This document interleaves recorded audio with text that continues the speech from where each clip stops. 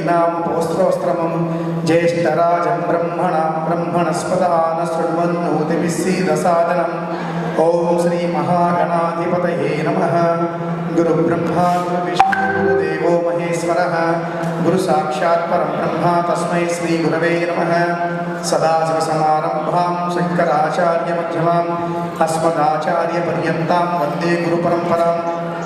गोविन्दं वन्दे यतीन्द्रियं विजितेन्द्रियं जीवत्वेन समुदौतु संशिष्टया योगिनिष्ठया। అందరికీ కూడాను క్రోధి నామ సంవత్సర ఉగాది శుభాకాంక్షలు తెలియజేసుకుంటూ ఈ సంవత్సరం ఫలితాలు ఎలా ఉన్నాయి సంక్షిప్తంగా తెలుసుకుందాం. ఈ సంవత్సరం పేరే క్రోధి. క్రోధి అంటే మనం ఇంగ్లీష్లో చెప్పుకోవాలంటే యాంగర్, కోపం. కాబట్టి ఆ క్రోధి నామ సంవత్సరంలో ఆ క్రోధాన్ని తగ్గించుకోవాలి అనేటువంటిది మొట్టమొదటిగా మనం తెలుసుకోవాల్సినటువంటి విషయం.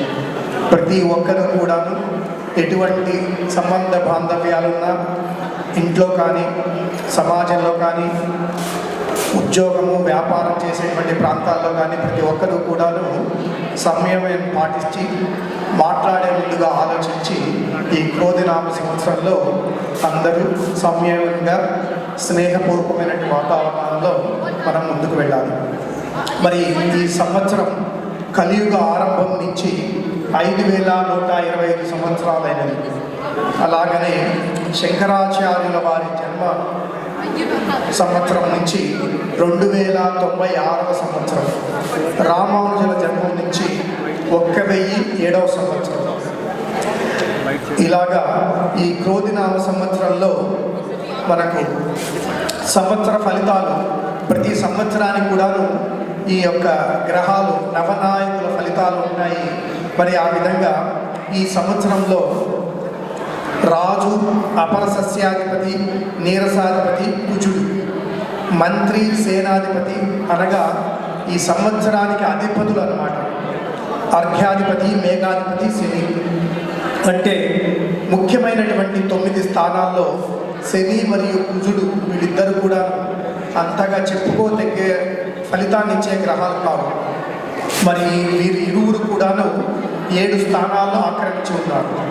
మిగిలినటువంటి 2 స్థానాల్లో పూర్వ సస్యాధిపతి చంద్రుడు, రసాధిపతి గురుడు. మరి ఈ గురువు చంద్రుడి యొక్క ఫలితం ద్వారా మిశ్రమమైనటువంటి ఫలితాలు ఉంటాయి.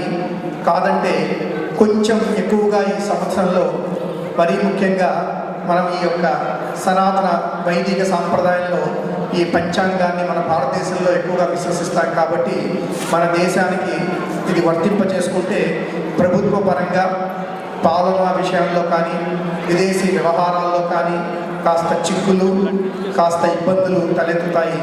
కాబట్టి ఆ యొక్క నవనాయకుల్లో 7 మంది వారి యొక్క ఫలితాలు అంత శుభంగా ఉండకపోవచ్చు. ఇద్దరివి మాత్రం కాస్త శుభంగా కనిపిస్తాయి. ఫలితాలు మిశ్రమంగా గోచరిస్తున్నాయి. మరి మూఢమి అంటారు లేదా మౌఢ్యమి.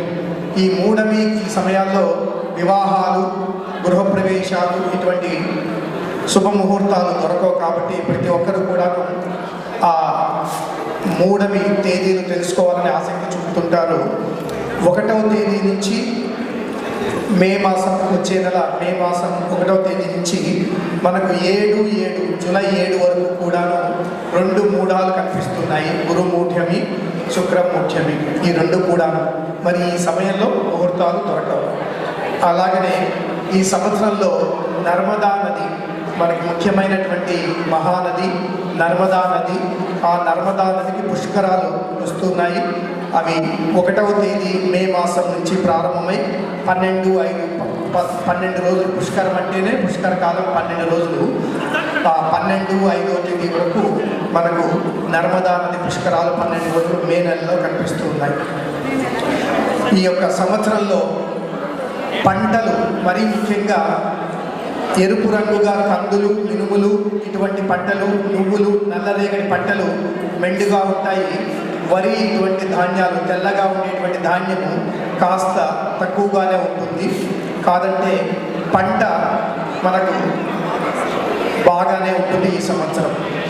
అది ఈ సంవత్సరం సంబంధించినటువంటి పంటలకు సంబంధించినటువంటి విషయం. మరి 14/1/25 నాడు మనకు మకర సంక్రాంతి. ఆ మకర సంక్రాంతి మకర పురుషుడు పులి వాహనంపై వచ్చి ఈ సంవత్సరమున 14వ తేదీ సంక్రాంతి వస్తుంది. దాని తర్వాత మళ్ళా మార్చి నెలలో 18వ తేదీ నుంచి 23 వరకు కూడాను మళ్ళా మనకు 28 వరకు 18, 3, 25 నుంచి 28, 3, 25 వరకు కూడాను మనకు మళ్ళా మూఢం అనేది ఉంటుంది. ఆ సమయంలో మళ్ళా మనకు ముహూర్తాలు లభించవన్నమాట. మరి మనకు ఉగాది అంటేనే పంచాంగ శ్రవణంలో ప్రతి ఒక్కరూ ఆసక్తిగా వినేది ఆదాయ ఫలితాలు. అవి మనకు రాశి పరంగా ఎలా ఉన్నాయి ఒక్కొక్క రాశికి చెప్తాను, మీరు గమనించండి. మేషరాశి వారికి ఆదాయం 8, వ్యయం 14, అలాగే రాజపూజ్యం 4, అవమానం 3. వృషభ రాశి వారికి ఆదాయం 2, వ్యయం 8, రాజపూజ్యం 7, అవమానం 3. మిథునం వారికి ఆదాయం 5, వ్యయం 5, రాజపూజ్యం 3, అవమానం 6. కర్కాటక రాశి వారికి 14 ఆదాయం, వ్యయం 2, రాజపూజ్యం 6, అవమానం 6. సింహరాశి వారికి ఆదాయం 2, వ్యయం 14, రాజపూజ్యం 2, అవమానం 2. అలాగనే కన్యా రాశి వారికి ఆదాయం వ్యయం సమానంగా 5లో ఉంది. వారికి రాజపూజ్యం 5, అవమానం 2. తులారాశి వారికి ఆదాయం 2, వ్యయం 8, రాజపూజ్యం 1, అవమానం 5. వృశ్చిక రాశి వారికి ఆదాయం 8, వ్యయం 14, రాజపూజ్యం 4, అవమానం 5.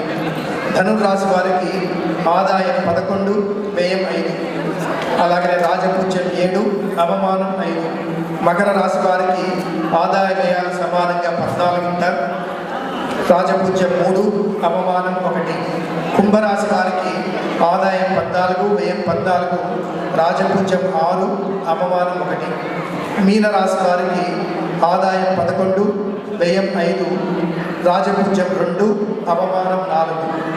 మరి ఈ ఆదాయ వ్యయాలు చూసినప్పుడు ఆ వ్యయం అంటే ఏదో ఖర్చు అయిపోతుందని కాదు. ఆ ఖర్చు మంచికైనా ఉండొచ్చు.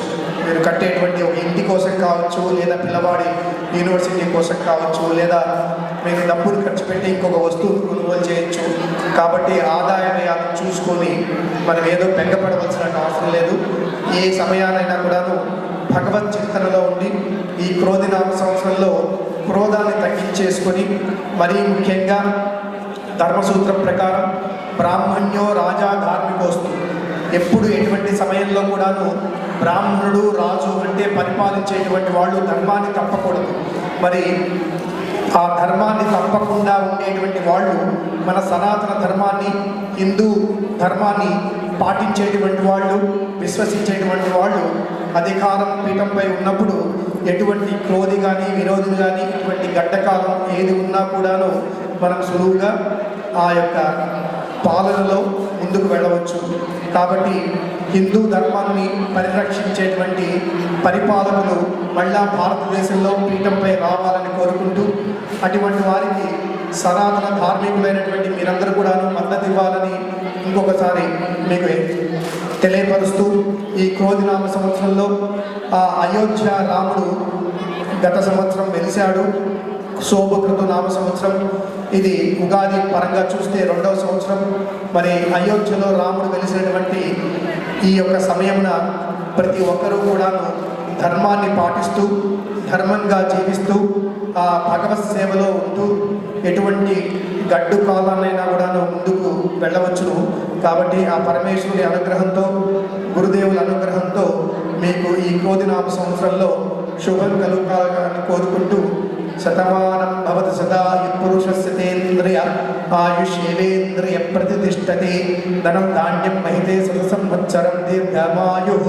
శతాయుష్మాన్ భవ, దీర్ఘాయుష్మాన్ భవ. మహాదేశ్వర్యాభివృద్ధిరస్తు, ఆయుష్యమస్తు, ఆరోగ్యమస్తు. లోకా సమస్త సుఖినో భవంతు. సమస్త సన్మంగళాని సంతు. ధర్మో రక్షతి రక్షితః. ధర్మాన్ని కాపాడండి, ఆ ధర్మమే మిమ్మల్ని ముందుకు నడిపిస్తుంది. హరి ఓం స్వస్తి. అందరూ ఒకసారి పలకండి, జై శ్రీరామ్, జై శ్రీరామ్, జై శ్రీరామ్. రామో విగ్రహవాన్ ధర్మ. అయోధ్యలో రాముడు వెలిసిన ఈ సమయంలో ప్రతి ఒక్కరూ ఆ అయోధ్యను దర్శించండి. రాముడిని దర్శించిన ప్రతి ఒక్కరూ కూడా ధర్మంగా నడవండి, ఆ ధర్మమే మిమ్మల్ని ముందుకు తీసుకువెళ్తుంది. హరి ఓం స్వస్తి. శుభం యాత్ర.